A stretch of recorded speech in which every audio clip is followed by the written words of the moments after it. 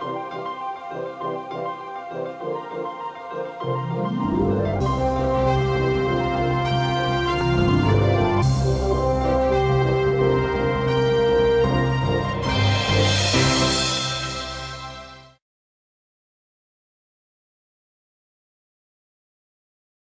question was, what is the culture at Handspring and how do we go about creating it? This sounds corny, but it really is true that you ought to be conscious about your culture. You ought to set it you ought to be very methodical about it, and it's really important. You know, it sounds like one of those HR things. Oh, what's our 7, circles of quality or whatever. But,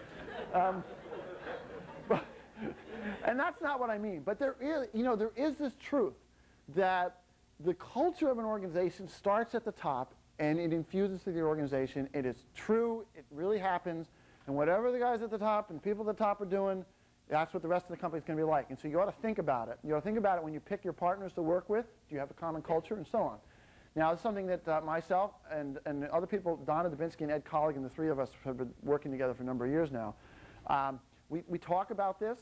We don't do anything goofy about it, but we tell everyone about it. We have a culture there. First of all, it's a product culture. We were there because we were trying to do good products, and everyone knows that. A lot of companies aren't like this. A lot of companies are, growth or beat the competition or whatever, make a lot of money. Ours is a product culture, and it really impacts how you go about your business. We communicate it with people, and we tell them when we hire them, when we interview them, we ask them questions about it. We filter for that. We also have a component of our culture which is very high integrity, and integrity spans not just internal things, but of course with our vendors, and our suppliers, and our customers. And it's impossible to make everyone happy all the time, but you can try to have high integrity with all of them. You can say, look, I'm going to be honest with you. I'm going to tell you the truth. I'm not going to hide it from you. And you can go out of your way to communicate that. So we do that internally at the company. We tell everybody everything. Everyone knows all of our problems, as much as we can do it. And we tell our vendors the same thing. We're very honest with them. A lot of companies don't do this.